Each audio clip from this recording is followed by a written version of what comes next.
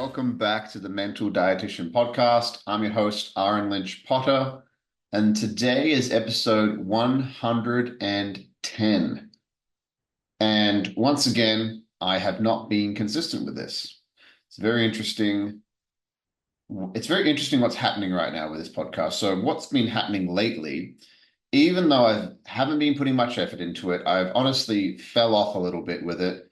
Um, And I believe it's for number one reason is that I'm supposed to be doing this. And might sound weird, is that I've spoke about this before. It was a few episodes ago where I talked about resistance. I've found that when you are supposed to do something in life, there is a deep knowing that you are supposed to be doing that, but there's also a resistance that pushes back against it, which is almost like a test. And sometimes with the busyness of life, the I'll do it tomorrow turns into a week and turns into 2 weeks, which is what's been happening for me lately. Here's what's interesting about this is that I have gotten clients from my podcast, so the coaching clients, and I haven't been putting much effort into it. I've had people from my past come back that I've spoke to that have listened to the show that are like, hey, I really love what you're doing. I connect with you. I wanna feel some suppressed or repressed emotions. Difference between repressed emotions and suppressed emotions is repressed is unconscious. Suppressed is conscious. So we have both. There's things that sometimes we do not know about that are stored in the back of our subconscious, unconscious mind and soul and nervous system. And then there's things that you know that you're avoiding. So, little caveat there. Yeah, so that's what's been happening lately, and it's very interesting the place I'm in. I'm in a place right now where feel like I'm the most stable within myself I've ever been. And that is a uncomfortable feeling for me. And here's why. A lot of my life, most of my life, and it started before I was born with my father and a little bit with my mother too, is that, and I don't know completely, but I've just from conversations I've had, I used to use fe fear as fuel. And I was saying this to one of my clients the other day, and he was kind of battling with the same thing, which is this fear is like high octane fuel. So what does high octane fuel do? It burns hot and it burns fast. And then it runs out and then you burn hot and you burn fast and it runs out again. It's this up and down, this up and down, up and down.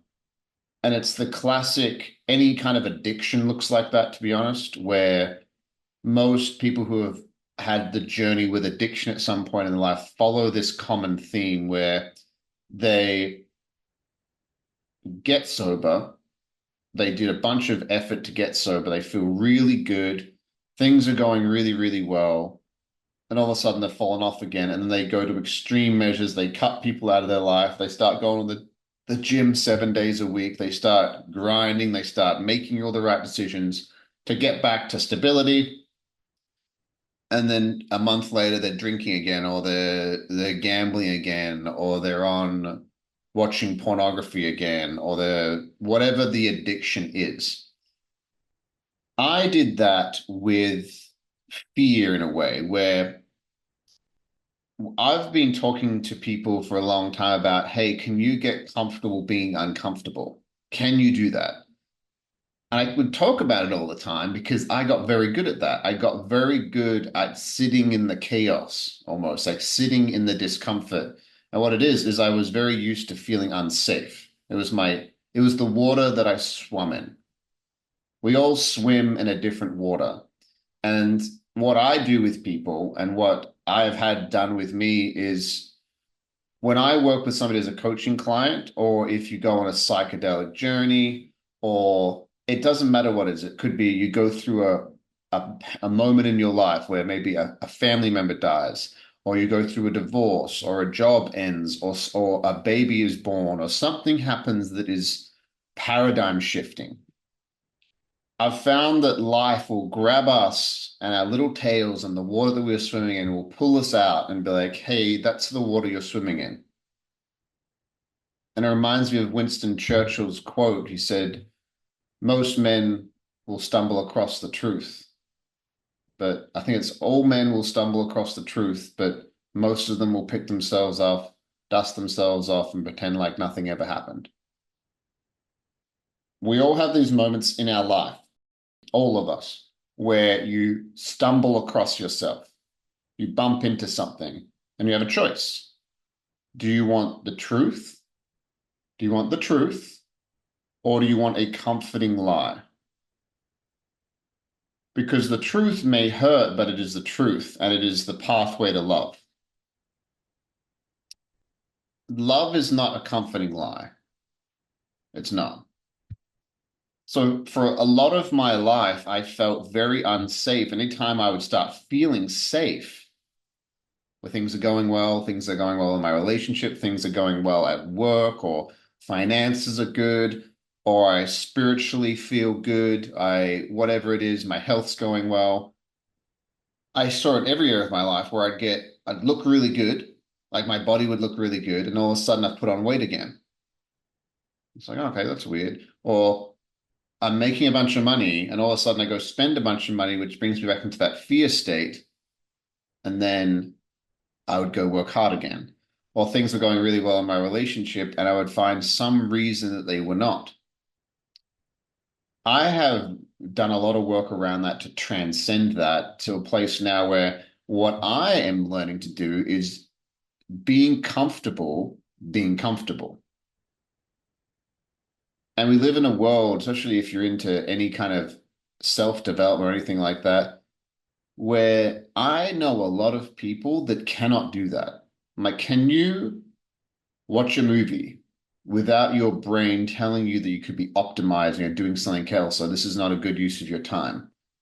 Because I've found that that energy that drove me for years, that fear that I couldn't rest, I couldn't slow down, what it was, imagine there's this like energy, it's like a snake chasing you. And imagine you stop and you look at the snake that's chasing you and you're like, what are you doing? And you're like, oh, I'm your deep inadequacy. And I've been pushing you for a very long time. It's like, oh, so all these podcasts, all these books I've read, all these things I've attended, all the YouTube videos, all the people, all the optimization, the cold plunges, all the supplements, all the biohacking, all of that. For a lot of people, and it's all good stuff. I'm not saying it's bad stuff, but for a lot of people, people cling to it like they cling to it because it's like, oh, if I could just get all this stuff down, if I could just get all this stuff dialed in, then that thing that I'm looking for, which is to feel complete or to feel whole or to feel like that I love myself, or to feel like I'm proud of myself, then I would have that thing. Here's why it's an addiction. And Gabor Mate calls it the hungry ghost. And I don't know if you ever watched the movie Casper when you were young growing up, but when the ghosts would eat things, it would just end up on the floor. It would just end up on the floor. They would eat it and they'd chew it up and it would end up on the floor because they're fucking ghosts. They don't have stomachs. That's what all addiction is.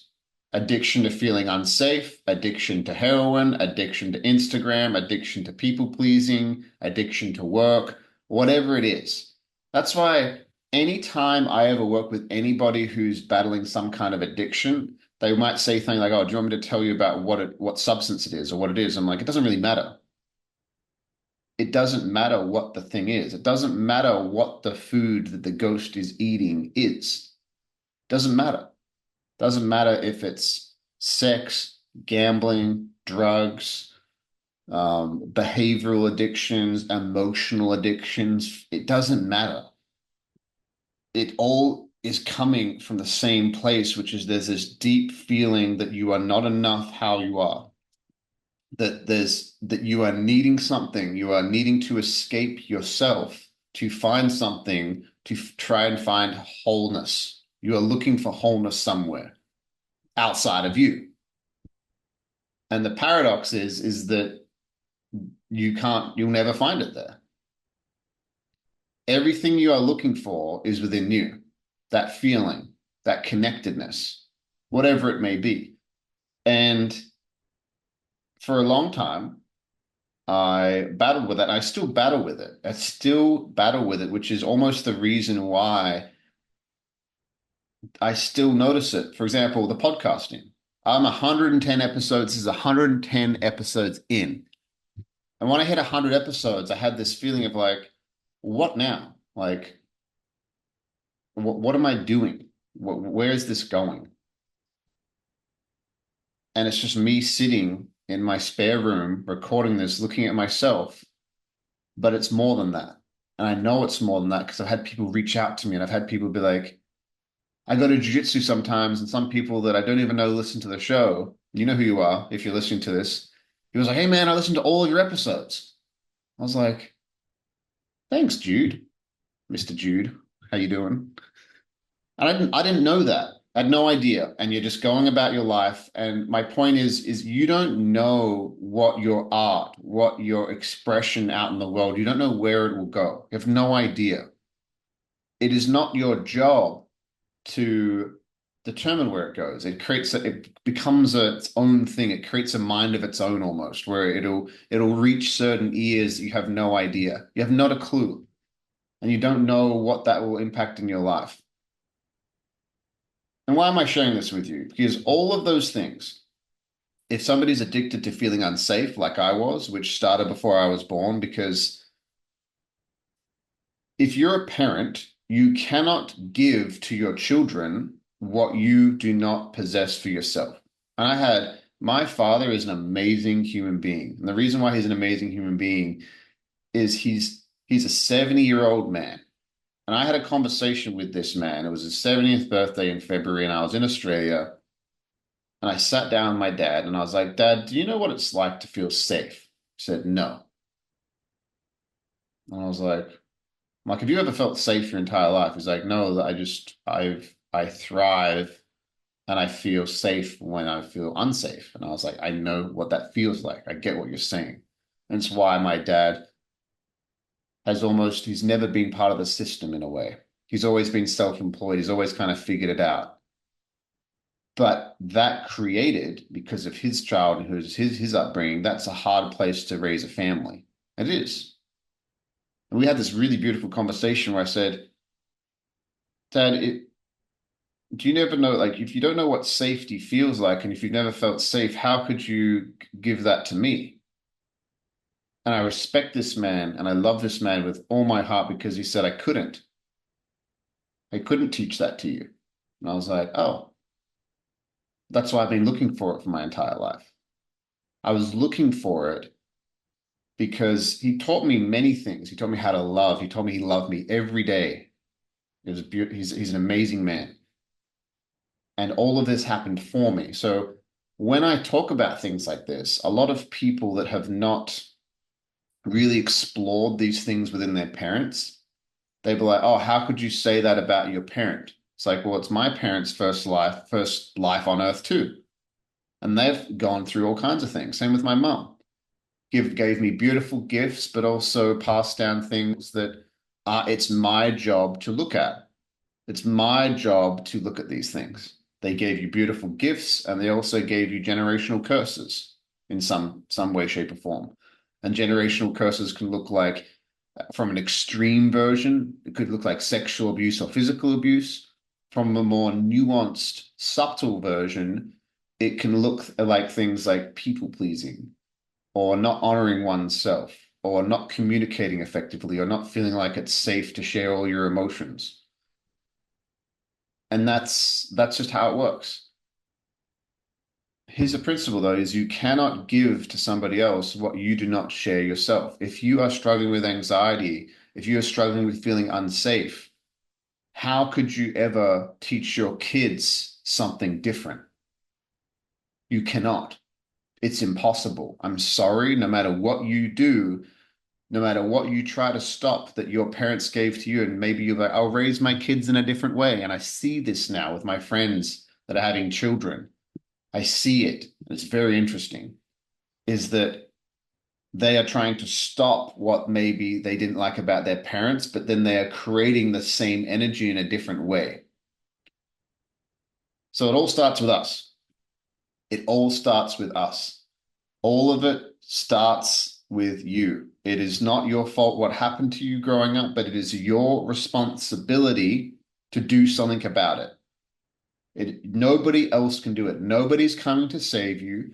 Nobody can live your life for you. And for a long time, because of the way that I grew up and because I was constantly looking for safety from a masculine figure that I did not get because my dad didn't feel it within himself. He did in some ways. My dad felt safety that, and I feel this too, is if you took everything away from me, I'd be fine. If you took everything away from me, I would figure it out. My dad's the same. And a lot of people don't have that belief in themselves because they haven't been there. You could drop me in any town, in anywhere in the world, and I would figure it out somehow. It'd be terrifying, but I'd figure it out. And I know I would. And I have that deep knowing within myself, which is created from all those times where I constantly put myself into these moments where I felt unsafe because that's what I knew. I found it exciting. I found stability boring. The thought of a salary for me and working for 40 years makes me feel sick because of two things. Is because I don't want to live my life like that. That's the first one. But I think it's a deeper emotional thing where it's like, that's also equals safety in a way. And it's very interesting if you look at career paths and things like that and what you choose to do as a career. There's some things people are like, oh, I don't want to do that because that's boring. It's like, well, is it boring or is it safe? It's interesting. And I've thought about that in my own career choices and my own career paths. So for me, this episode is just kind of catching you up on some of the things that I've been feeling lately, some of the things I've been working on, and also some of the things I've been working on with my clients. And it's very, very interesting that I have clients that are going through things and they'll maybe share things that are going about with people in their lives. Maybe they're going through a breakup, they're going through something, and they might describe the situation with somebody that's really hurting them or really bothering them or whatever. And I'm like, well, what part of you is okay with that? Because that's where the answers are. If I could teach, if this is my message to the world, is that Peter Crone said it best. It's summed up in this quote: life will present you with people and circumstances to reveal where you're not free. So it's not about the other people. It's not about the circumstances. It's not about all the things. It is showing you where you are not free, where you are stuck. And you either create or allow every dynamic in your life. I truly know that. It's not a belief. I think beliefs can be changed when you know something. I know my mom is my mom and my dad is my dad. I know that. Just like I know this. Everything starts from within you and becomes a projection on the external world. So if you really sort out your inner world and really find out that you are whole just how you are, it'll expand on the outer world where you'll stop looking in men or women to complete you. So many people are like, oh, that's my soulmate. They complete me. That's my other half. Well, if that person left, then are you not you anymore? What happens there? And so many people do that in all areas of life. Like, I need this thing. And the Buddhists talk about it best is to have no attachments to anything. Easier said than done. Very easier said than done. But yeah, that's what I've been learning lately is sitting in that dance, learning how to create comfort within comfort and learning how to create stability and realize that things take time. That up and down mentality, that excitement that I used to think it was in all areas of my life just caused me to go smaller and smaller and smaller because it's like you feel like you have all these things to offer the world, but then why can't you be consistent with it? It's because that's not the water that you swim in.